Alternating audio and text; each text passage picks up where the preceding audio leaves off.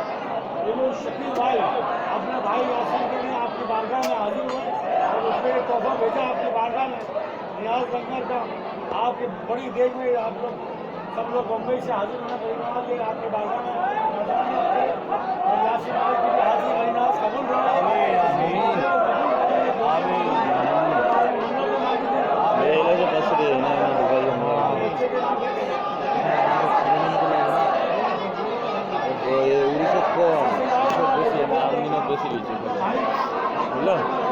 বুঝলাম